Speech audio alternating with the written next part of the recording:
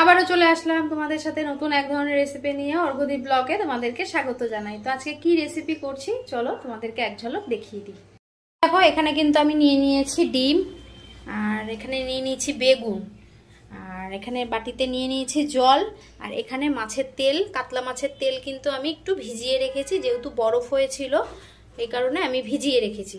তো আজকে করব হচ্ছে ডিমের কালিয়া, তার সাথে বেগুন দিয়ে আর মাছের তেল দিয়ে আজকে করব একদম শুকনো চচ্চড়ি। তো কিভাবে করছি দেখতে থাকো। তো সবার আগে কিন্তু আমি ডিমটা সিদ্ধ দিয়ে নেব। তো এই দেখো এখানে কিন্তু ডিম সিদ্ধ বসিয়ে দিয়েছি। এবার আমি মাছের তেলটা রান্না করার জন্য আমি নিয়ে নেব পেঁয়াজ, রসুন আর আলু। তো মাছের তেলের চচ্চড়ি করার জন্য এখানে কড়াইতে তেল দিয়ে দিয়েছি, আর এখানে কিন্তু আমার ডিমটা সিদ্ধ হয়ে গেছে, মানে ডিম কষা করব, ডিমটা সিদ্ধ হয়ে গেছে। এখন গ্যাসটা বন্ধ করে রেখেছি। তো মাছের তেলটাই আগে করব, তার জন্য কেটে নিয়েছি আলু, বেগুন, পেঁয়াজ আর রসুন। তো চলো মাছের তেলটা রান্না বসিয়ে দিই। সবার আগে দেব পেঁয়াজ,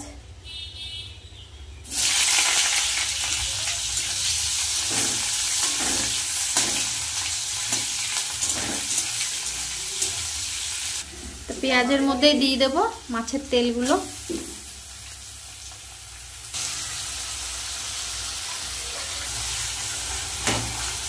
পেঁয়াজ আর তেলগুলো একসাথে ভেজে নেব।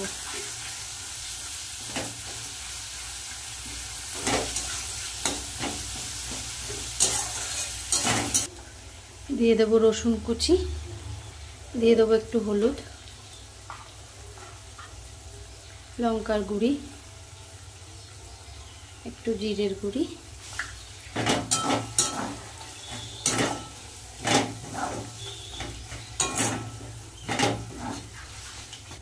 দিয়ে দেবো কটা কাঁচা পাকা লঙ্কা। এবার আলুটা দিয়ে দেবো।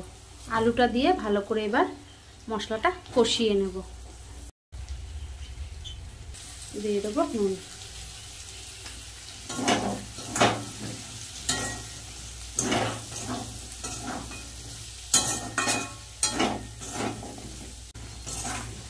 ভালো করে কষিয়ে নিয়েছি।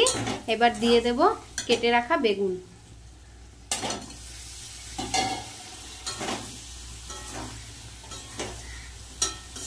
বেগুনটা দিয়ে ভালো করে নাড়িয়ে একটু ঢাকা দিয়ে দেবো।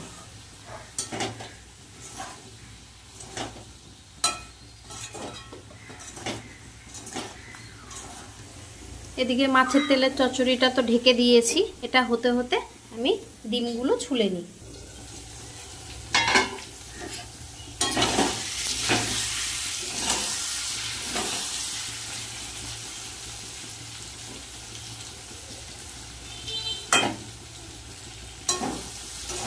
মাছের তেল রেডি হয়ে গেছে, এবার নামিয়ে নেব।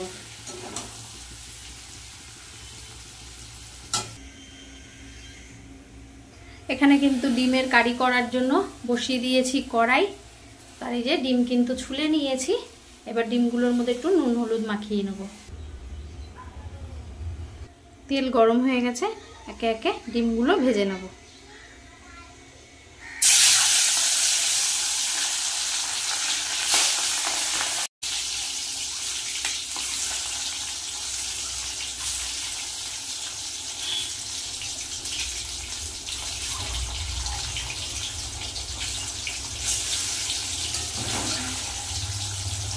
এখানে ডিম ভাজা হয়ে গেছে। এই তেলের মধ্যে দিয়ে দেব তেজপাতা, গোটা জিরে,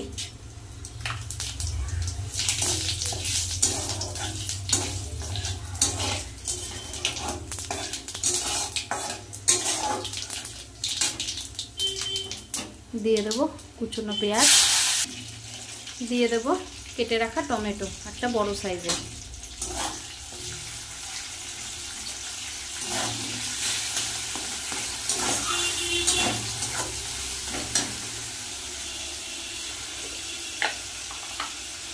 টমেটো আর পেঁয়াজটা একটু সেদ্ধ হওয়ার জন্য আমি অল্প করে নুন দিয়ে দেব। টমেটোটাও গলে যাবে আর পেঁয়াজটাও মজে যাবে।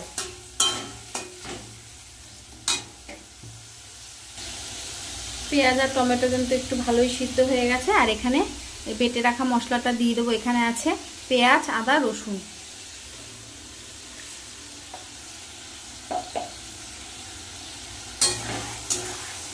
সব মশলাগুলো একসাথে কষিয়ে নেব।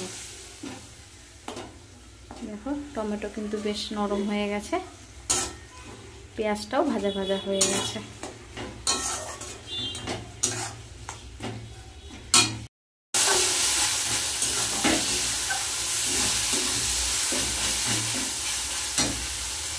মশলা কষানো হয়ে গেছে, এবার দিয়ে দেব হলুদ, দিয়ে দেবো লঙ্কার গুঁড়ি, অল্প মতন জিরের গুঁড়ো, আর দিয়ে দেব মশলা ধোয়া বাটির জল।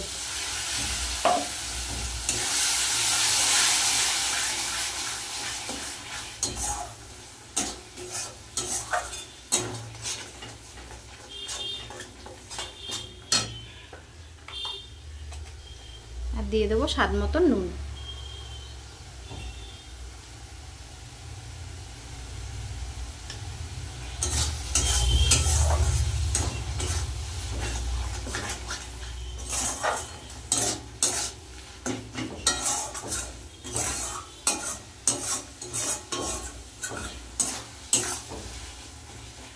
দিয়ে দেবো ফাটিয়ে রাখা টক দই।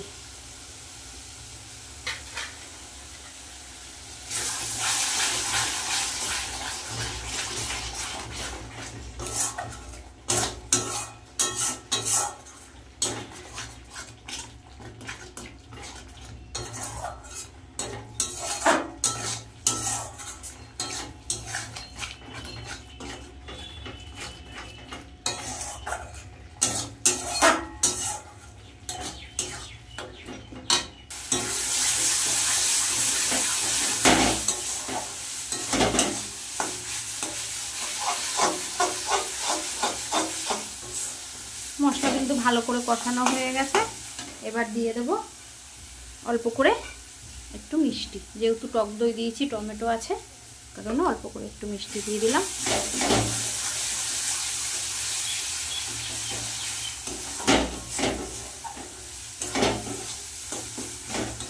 এবার দিয়ে দেবো জল। খুব বেশি জল দেবো না, অল্প পরিমাণেই জল দেবো।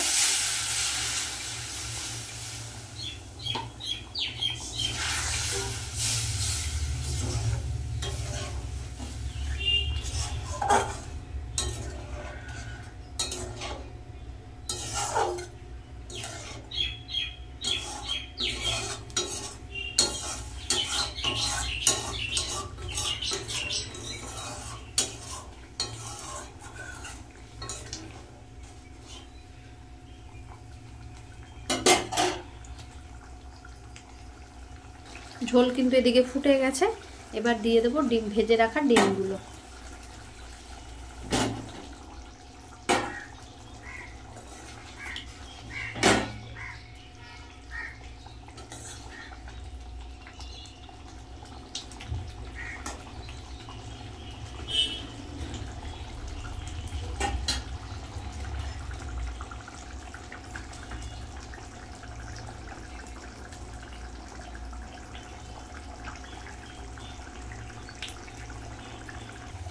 উপর থেকে দিয়ে দেবো একটু গরম মশলা।